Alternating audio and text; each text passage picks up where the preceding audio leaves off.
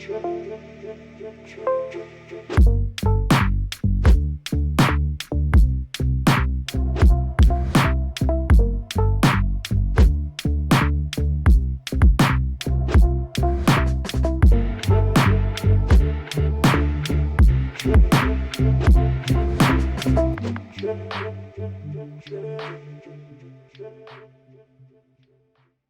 it going, everyone? I'm Datu. It's so nice to see you. Hopefully you're having a great day so far. If you're new here, welcome. If not, then well, thanks for coming back. Today we're going to be talking about my 2021 camera rig, and let's hop into it.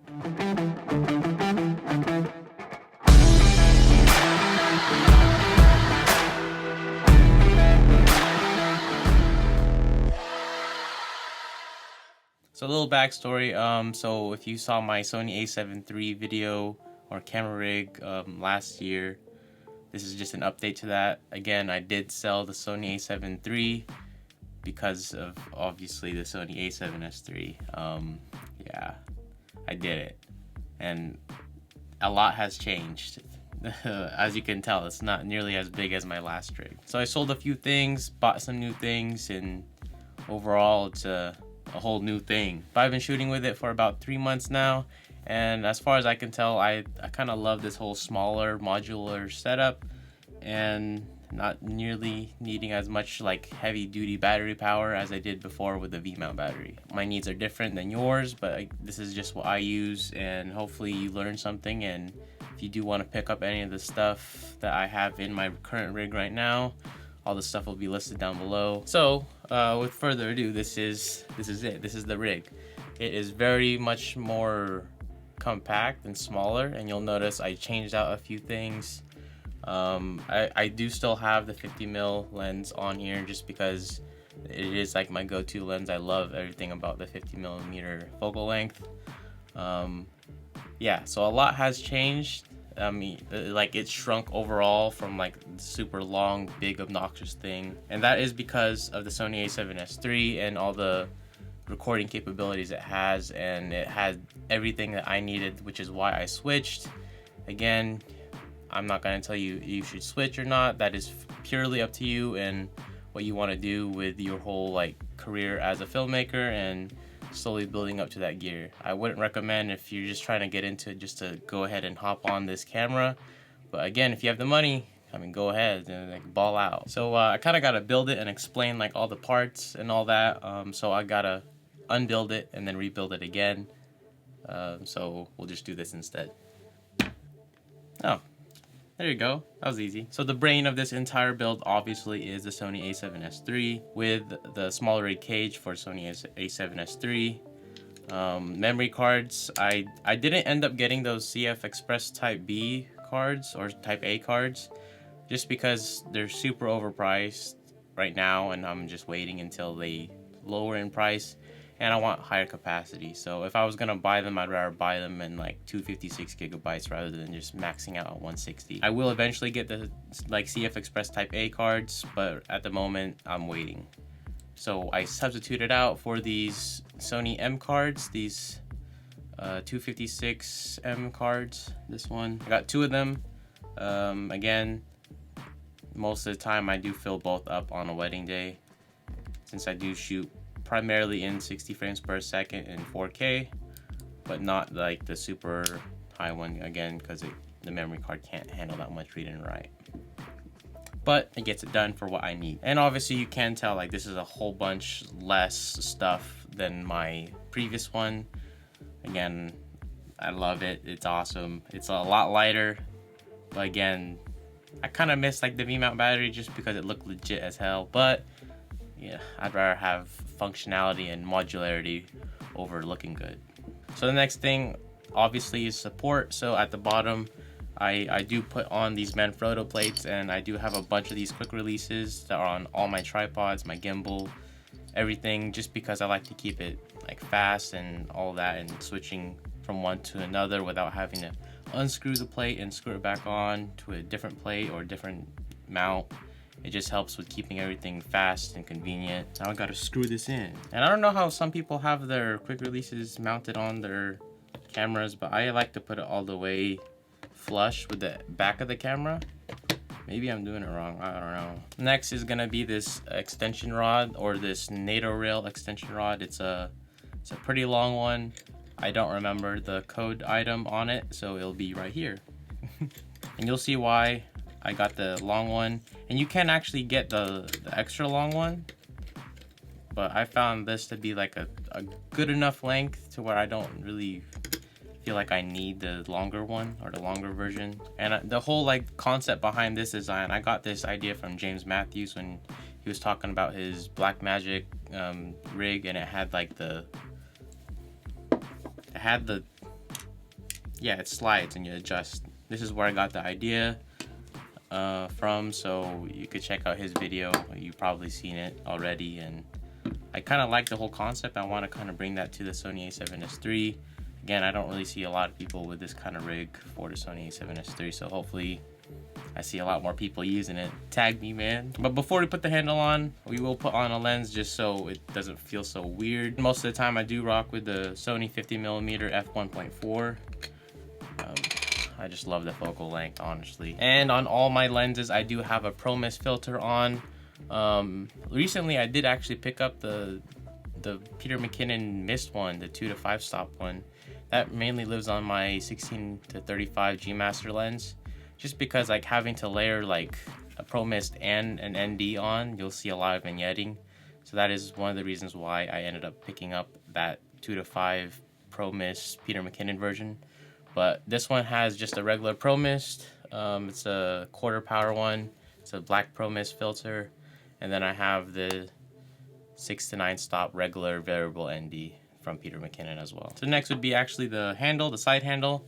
And you won't find this specific handle anywhere, just because I fully customized it out with a tennis bracket or tennis racket grip thing. Again, I only did this just so I have a little bit better of a grip, and I don't get like, because I get like sweaty hands sometimes, so having this helps with gripping it.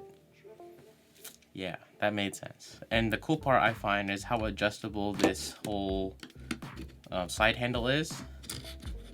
So I could tweak however long or short I want it. If I want it all the way out here, I can, or all the way close, I can. So since the viewfinder on the Sony A7S III does push out and you have the front-facing screen, this is more vulnerable to breaking. So again, I always have it to where it's extended just about maybe like ½ centimeter out from where the screen ends, just to protect it against like if you put it down like this or like that, like look, it's not touching. It protects it, keeps it all level, dual purpose. When it comes to the monitor, I did find the small rig articulating dual NATO rail mount. So my monitor did change to the Shinobi, Atomos Shinobi, instead of the Atomos Ninja V. Again, I don't need the recording feature of the Ninja V. The only reason I had it for the Sony A7S III is just so I could have like a easier codec to work with. And again, you still can use a Ninja V. You don't have to switch over to the Shinobi, but I just mainly wanted a monitor for the like viewing purposes of with a LUT on my footage already. That way I shoot it how I like it in post or before post, and then when I am in post I just have to apply the LUT and it's literally how I shot it. So that is one of the reasons why I downgraded in a way to the Shinobi. But again, you don't have to. Everyone has their own preference. I just like having an external monitor whenever I shoot, just so I know what it looks like. And the even better part is how much less battery that this takes up. I believe like on their website, the Ninja V, like on this same kind of size battery, only lasts like 2 hours or less, maybe like an hour and a half. On the Shinobi, it lasts for almost like 5 to 6 hours continuously on. And this is a NPF 960 battery. It's Bonadega. I don't know how to pronounce that. It has 8,700 milliamp hours. So that will last quite a bit. And again, if you haven't seen my battery box video, link up here. That is why I did switch to these NPF batteries, and obviously it's a lot smaller than a V-mount battery. So with that on, I do mount it with a rail, the NATO rail cage that you can order for the Shinobi. It is honestly the same cage from the Ninja V video.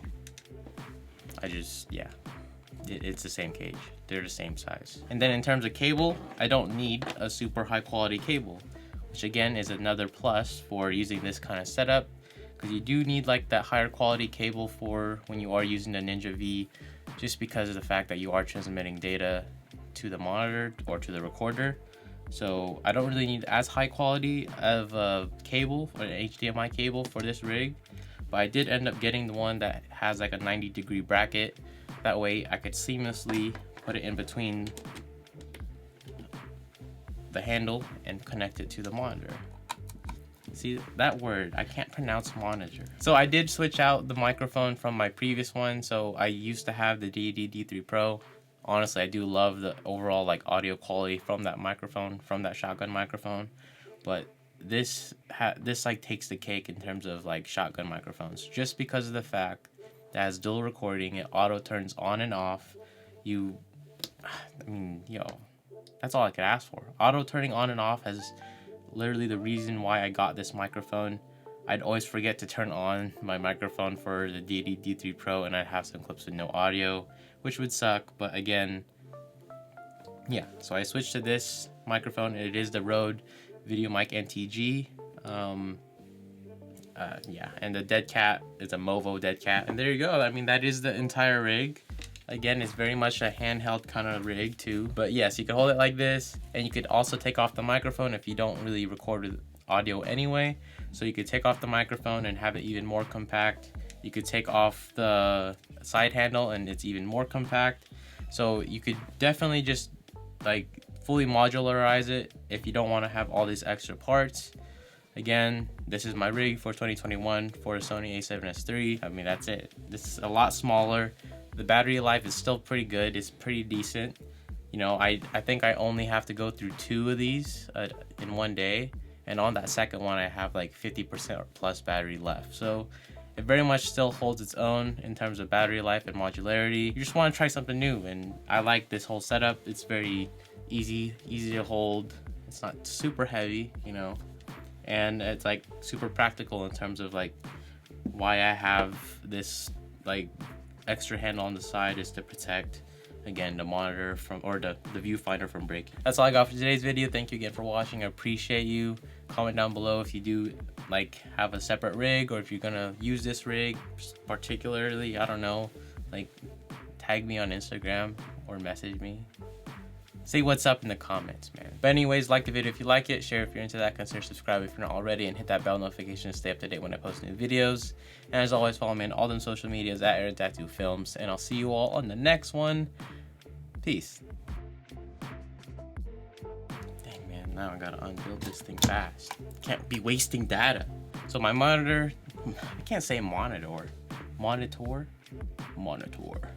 So my monitor, damn it. For the Rode VideoMic Pro Plus, or